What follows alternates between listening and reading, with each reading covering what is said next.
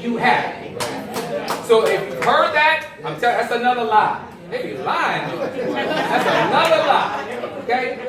It is your responsibility to make you happy. First, it's your spouse's significant other's responsibility to complement your happy. You put happy out when you're doing what you're supposed to do in this life. Right? And then guess what? Happy comes back to you. All the secrets really aren't a secret. We just don't feel like paying attention to them. We want to Match.com this thing and Backpage this thing and all the other pages, right? Like, good luck with that, right? And just because you know somebody that might have hooked up with that, let me share with you. That's called noise. That's got nothing to do with you. Your life is a movie, and you're the major actor. And all around you are different people that are like supporting actors. Some people are against you, just like in a movie, right? Some people are with you. Some people are just there to just put noise in your ear. Right? So I get it if you know one person that worked on www.whatever.com, but that's not going to work out for you. Like, it's not. Okay? You have to do it the hard way. Learn about yourself, you know, and then find somebody, and, be found, ladies. Okay? Let me say that again. Be found, ladies. So if you're going to www.anything, you already in the wrong. Okay? All right, you haven't gotten you right, and guess what? You know, this in this book that we all pick up maybe one day a week, all right? You know, it talks about how he will bring you the desires of your heart, right? And you know why that is? Because you're his child. Those of you who are parents, right? You know, when you're a parent, you want to give your child everything they ask for, right? But the first thing you want them to do is what? Do the basics.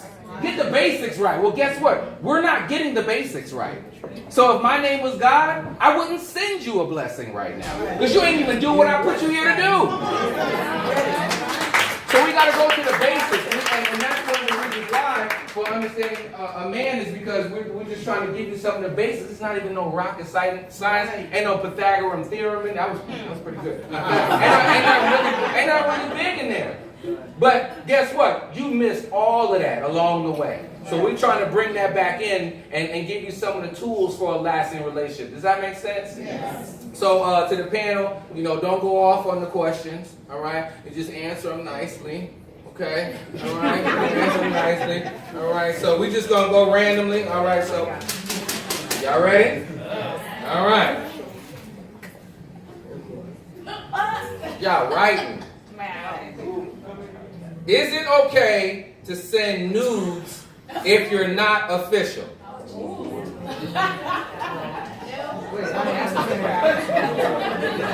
know what? Let's go to the purpose driven. Because, yes, it is okay if you're married. And if you're not sending them, you need to get to sending. Okay?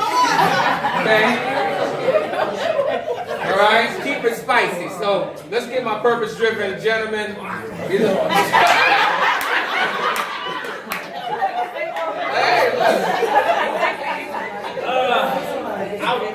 How long have they been knowing each other?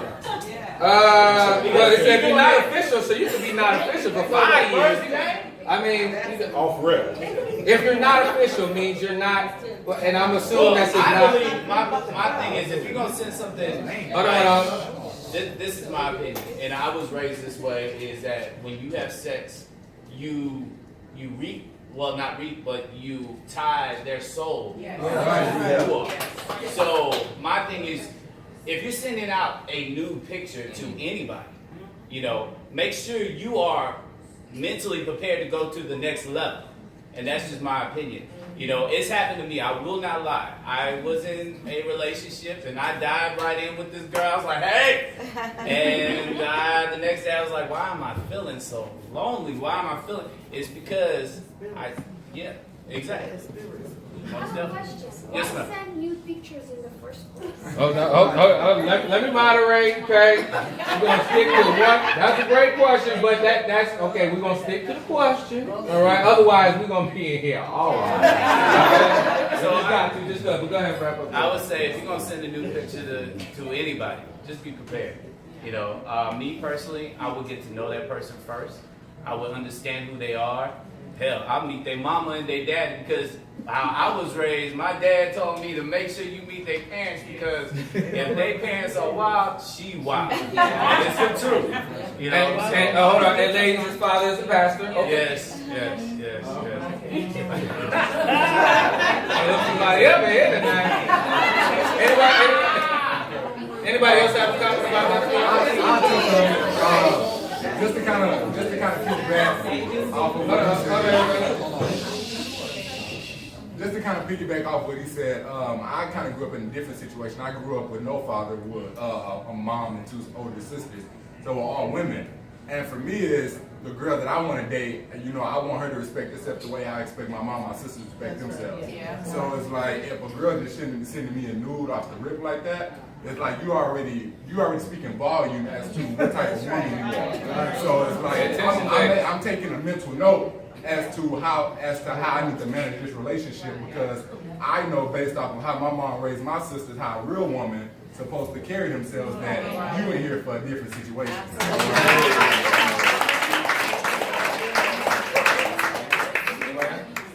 Good? That technology didn't exist when I was thinking. Yeah. Same thing. I was just saying, I had a wait there, so we just dated ourselves. All right. So, next question. Why do so many men cheat when they already have a good thing at home? You know what? And I'm going to start. No, go ahead. No, jump it off, because I know. So, why do men cheat? So this is one of the things we talk about in Elam's book. It never excuses the man's responsibility in cheating. It's wrong. You should never look outside the relationship, okay? But what happens sometimes is the wife in the relationship can create a circumstance that opens the door for the side chick. Understand that as soon as your husband gets married, he becomes a high-priced commodity in the side chick market. Okay? And so the side chicks look for opportunities to pry on the married man, because they have a commodity that they're looking for. The side chick don't want a relationship.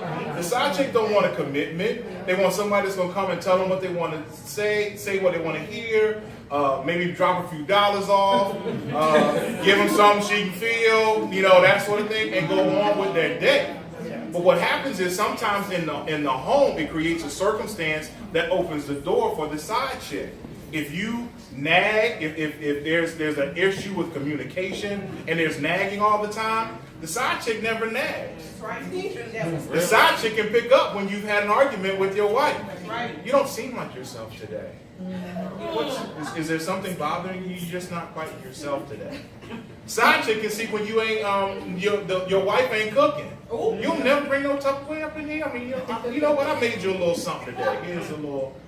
That's what happened. And it opens the door. Now again, it's the man's responsibility and the husband's responsibility to keep that in check.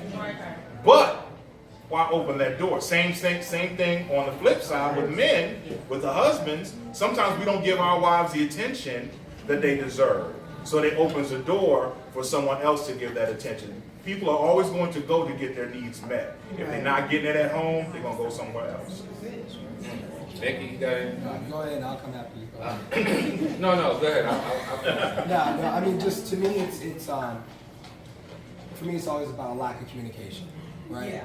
When that communication stops happening, people start moving in different directions. I mean, I've had conversations with guys before where, you know, the breakdown of the communication happened, the wife stopped having sex. He was like, well, she ain't giving it to me, so I gotta get it from somewhere else. But again, that's just a breakdown in communication, because remember, when you get married, you marry each other through thick and thin. It should not matter where those things come into play. And on that side chick note, I'll never forget. As soon as I got engaged, this girl from high school that I knew came up to, oh, I heard you got, congratulations. Okay, good. I'm like, yo. They actually will come out of the woodworks. So yeah, so that is a problem. But again, it's on a man's job. You need to have rules. When I got married, I had rules. My first rule was when I went out with my boys, I'm dancing with somebody, I can't be attracted to her. If I'm attracted to that woman, I'm not dancing with her. right? She can look like Boo Boo the Clown if I'm gonna get out there and actually dance. Otherwise, I'm sitting on the sidelines. Because again, you don't want to have issues coming in, creeping up into your situation. So don't put yourself in a situation where there's no problem. Don't. Another friend of mine, I love him to death, having problems with his wife, decides to go down to Miami where his ex-girlfriend was. Right? Oh, I'm not gonna do anything. I said, bro, do me one favor, don't drink. Oh no, man, it ain't gonna be like that. After the weekend, yeah, I slept with her, man. I was like, because again, alcohol comes into play. Don't put yourself in a situation where you're gonna have an issue. And again, that goes for the fellas in the room. But again, it's all about the communication up front. That's what really causes a lot of the issues. I want to give a great example, and thank you, Mickey, thank you, Donald. Purpose-driven. Y'all good on that? Oh, go ahead, great. Repeat the question one more time. Oh, is this basic? Did it say all? Why do men cheat when they have a good thing at home? Did it say why do all men cheat? No, so many. Why do so many men cheat when they already have a good thing at home? So many is the big word. There's not a lot of men that cheat. I'm not a man that cheats.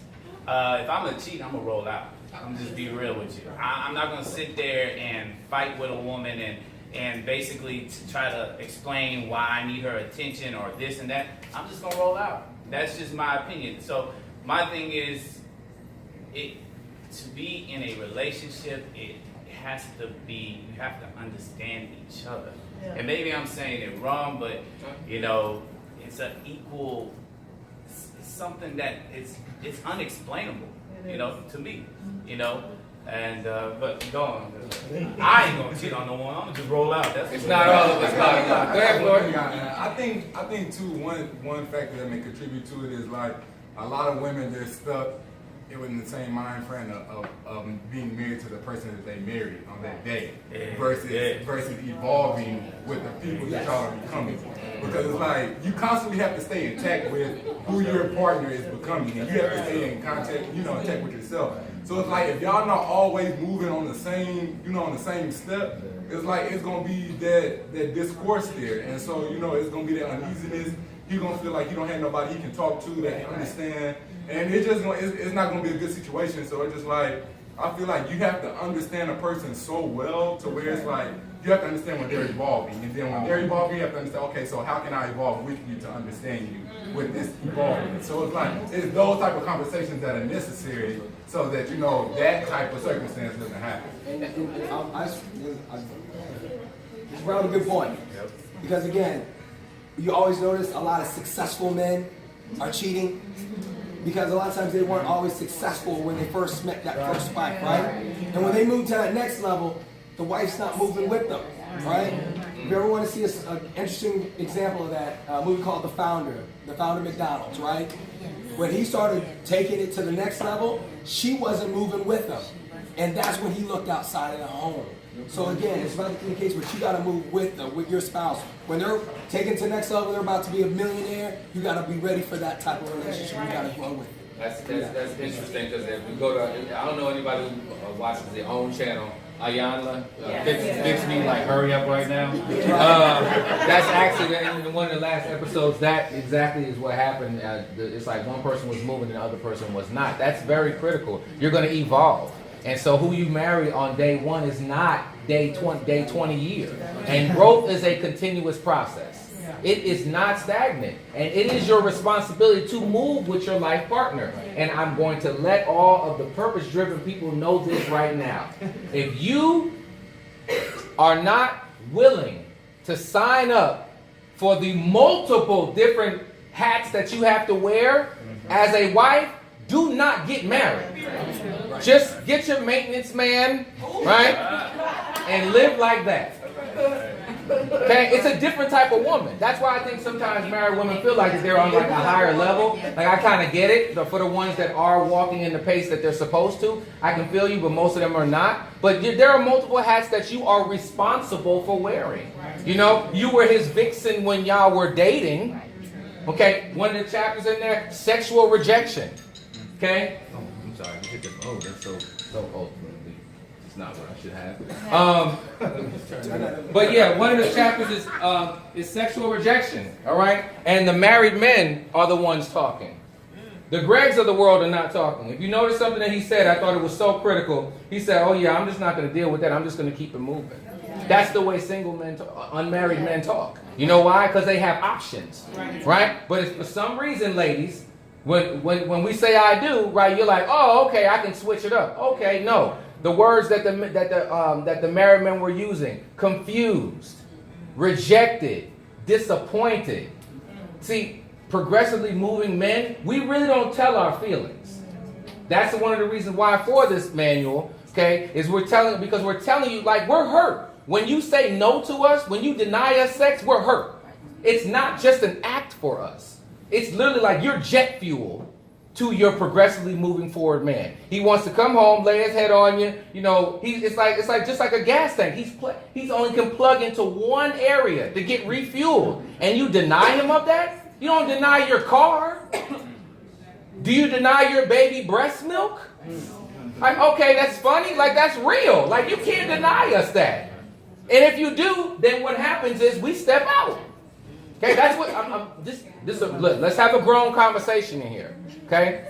Because the example that was used by Charles Butler in the book is that, you know what, if you have a man and he wakes up in the morning, right, and this is just follow the analogy here, right? If he wakes up in the morning before he goes to work, you have his breakfast cooked for him. Okay?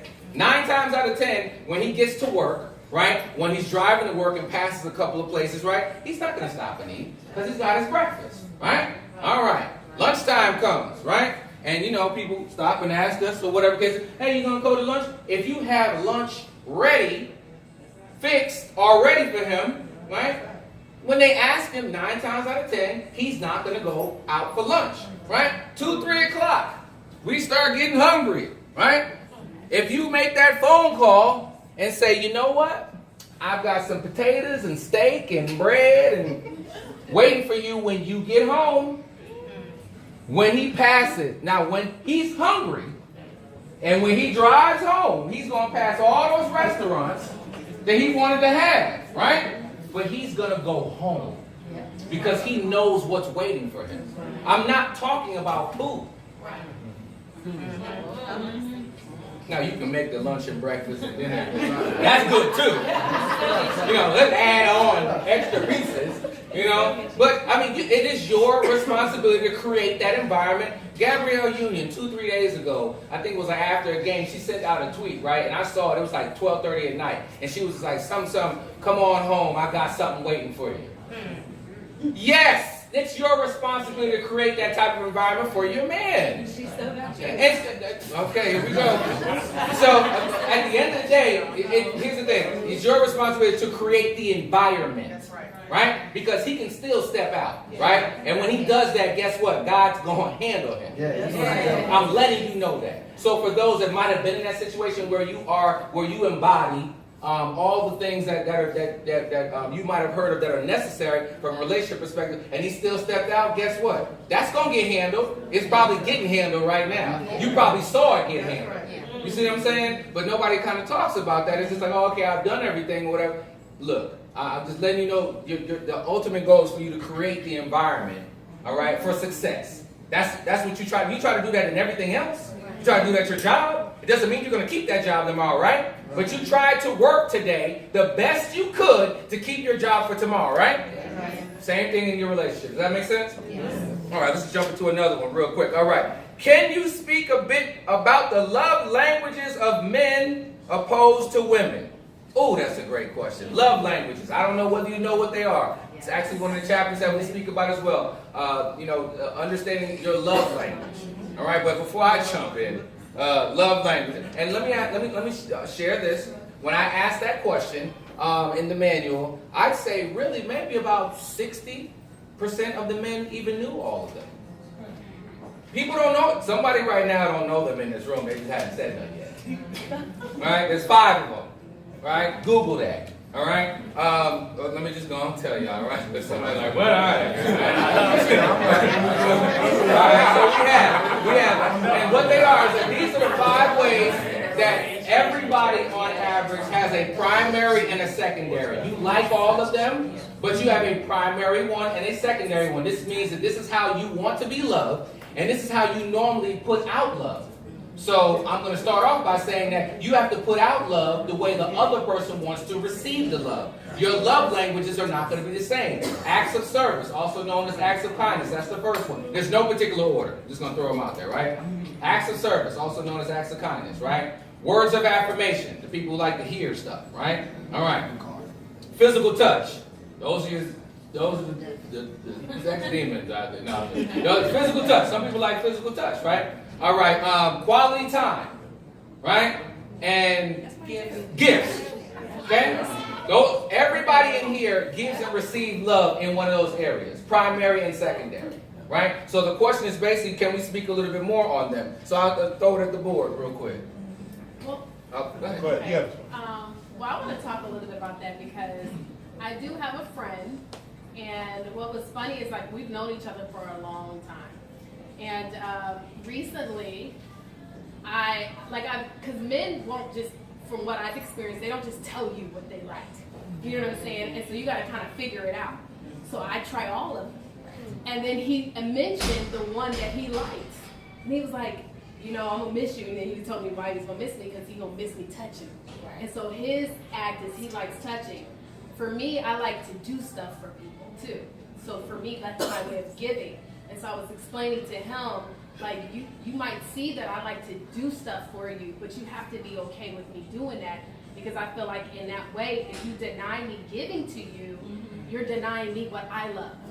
And so when I told him that, it was like, I don't know, like the whole dynamic of our relationship totally changed.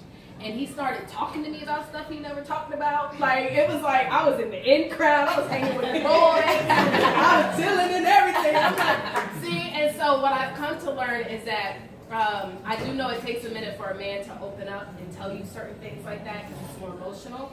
But I just tried them all. And once I realized what it was, I just made sure I do it all. You know what I'm saying? Rubbing them, touching them, massaging them, all that good stuff. And so that was my situation. Okay.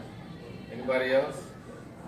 One thing that I've had to learn and continue to learn, even though we get in touch with and understand what the love languages are, they evolve. And so what my wife's love language was 10 years ago has evolved. So I have to evolve and adjust, and she has evolved and adjusted with me as well. And so that's the key, is it's an ever-evolving process. So it might have been cool early on to be like, hey, boo, I love you, and it's cool. Now she's like, nah, bro, I need some boots, or, you might need some gifts. Or, let's put a little something behind that, the word of affirmation, that's what, and vice versa. Whereas, it might have been a big deal for me to get a rah-rah. Now I might like, a foot massage or whatever, so it's an evolving process. It doesn't stay the same. And as he mentioned, their primary and their secondary love languages, and it's important to understand them all, because even though it may not be my primary love language, if it's hers, I've got to understand how she communicates, how she receives it, so that way we all stay on the same page. I want to let everybody know that the key for the love languages, particularly those of you who are married, is a statement that he just made. It's going to evolve. And I didn't even know about this love language thing until like 5-6 years into being married. I came up middle class family. We might have a Christmas gift that we share, right? It's 5 boys in my family. 4 of us grew up together. So in other words, gifts was at the bottom of my list, right? Honestly, I was dating my wife for like a year or two before I bought her a hair clip. Yeah, and I was making what you would consider good money, but I didn't even see the fact that, no, I wasn't cheap. You might call me that, I don't care. But, but gifts wasn't my thing, right? I'm a words of affirmation person. What you say to those words of affirmation people is huge. You wonder, when you start making that statement, why are you so sensitive? Well, you want him to love you, and which means that he's now going to pull in the words that you speak more than everybody else. But then you don't want him to be sensitive. You can't have both, right? So words of affirmation, people, little text messages every now and then, that's big to them. Right? Hey, you look good today, baby. All right. You just did your job for the day, and it's free, right? All right, quality time. Look, this is something I want to share with those of you who, okay, when you think about people, ladies, sometimes the stereotype out there, I'll throw it. I'm not going to say y'all, just somebody that you know. When they want to date the ball players or the people who, the doctors or the people who shaking and moving, doing their thing, right? 6 figures, 7 figures, all that. Yeah, they're not the quality time person because they're shaking and moving.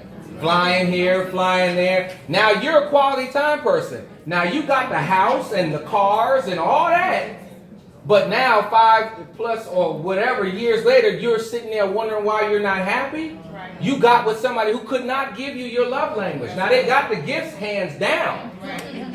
Right? But that's not how you receive the love. Right? So you have to pay attention to stuff like that. That's why when you see some of these celebrity marriages ending and all this and that, because the money is straight. Money is the number 2 reason why people get divorced. All right? Number 1 is infidelity. Number 2 is finances. Number 3 is communication. And number 3 and number 1 bounce back and forth. Right? So when Mickey was talking about earlier about communication, yeah, when the words stop between you and them, they're still words. They're just not coming from you. And you have to pay attention to that. So, and for money, from a financial perspective, the people say money isn't everything. Yeah, okay, I hear you, right? Love doesn't pay not nan bill. And you know what? The household runs just a little bit better, and the communication is better, and the sex is better when the finances are there. Let's just be real about this thing. Now, maybe if you were in a different country, it wouldn't matter, but in the United States of America, you gotta have some paper in order sometimes for things just to rock right. Okay, and you know what? Those of you who I'm just gonna speak to my people, to my church folk, right? No, you are not here to be broke and just go to church. God did not want you to be broke. All the disciples were paid. Read about it. Ain't none of them was broke. Okay, so don't tell me, no, money is not the root of all evil. Okay? It's the love of money. Let's get that right. There's these phrases that people put out there just to keep you broke.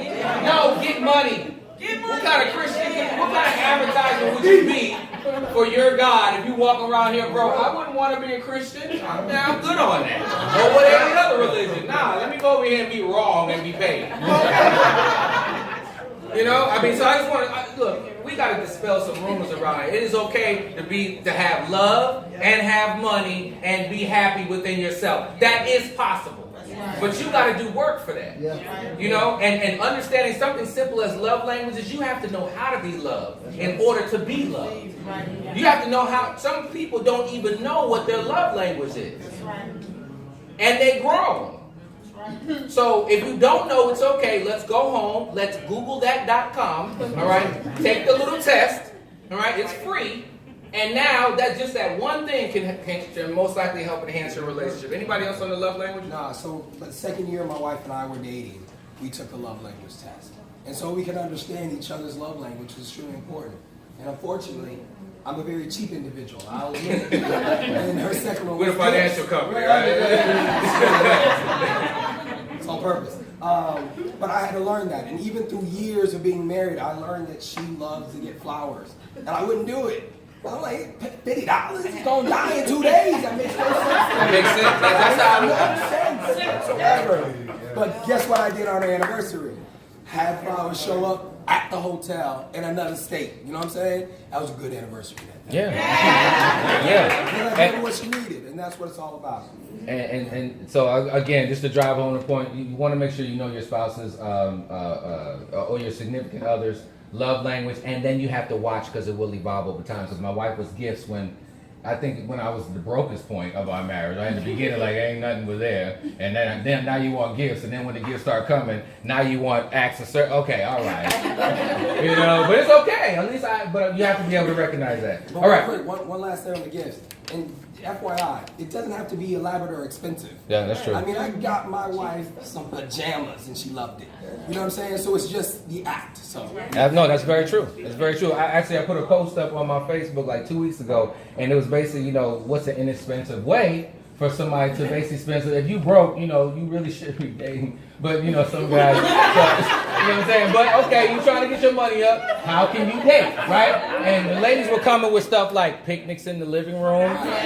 I didn't even. I came up that day because there was like 3 or 4 things I heard about in the living room. I mean picnics, but not in the living room. Like I'm thinking at a park. Like judge me if you want, I don't care. No, but there was a couple things that people came up with. One lady said, her husband was supposed to take her on to Hawaii, right? But then she got pregnant and the baby was sick. So the guy went and bought a CD of Hawaiian music. Got a deep. Said, look.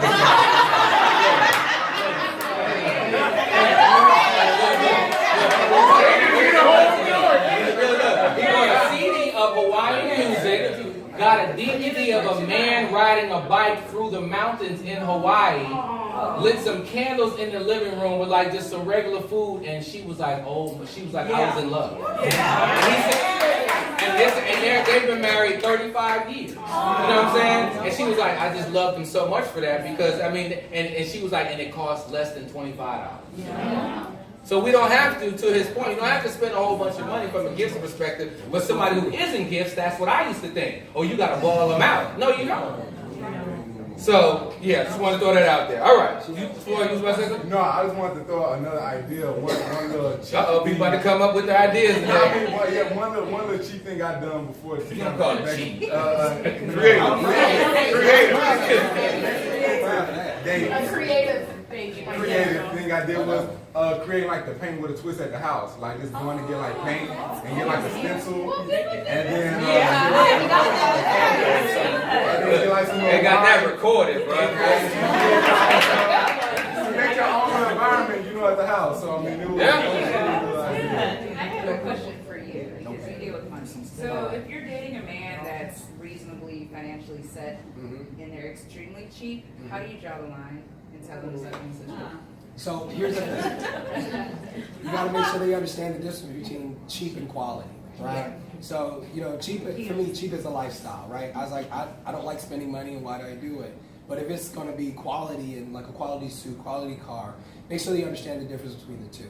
But because this is the thing, you buy a cheap suit, it's gonna fall apart in 6 months, you gotta buy another one for $100. But you buy a $400, $500 suit, it's gonna last you for 2 years. So again, it's showing you the value of investing the right way. So what if he drives a Lexus but won't take you to dinner?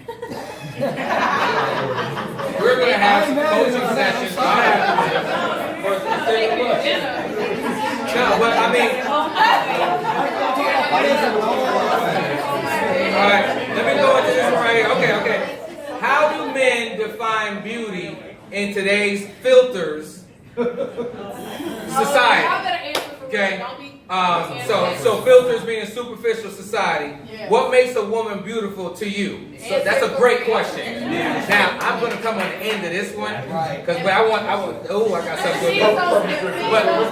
Purpose driven. Okay. How do men define beauty in today's superficial filter having society? So what's beautiful to you? Me is beautiful as who you are inside. I don't like all that extra makeup, that extra lashes, because that eventually it's gonna come off, and then I don't want to be scared. I want to see the beauty of what God created you to be, And I feel like if a woman has to put all that makeup on, she obviously has confidence issues, and that's just my opinion. I don't need all that extra stuff. So in other words, Greg, and I'm going somewhere with this.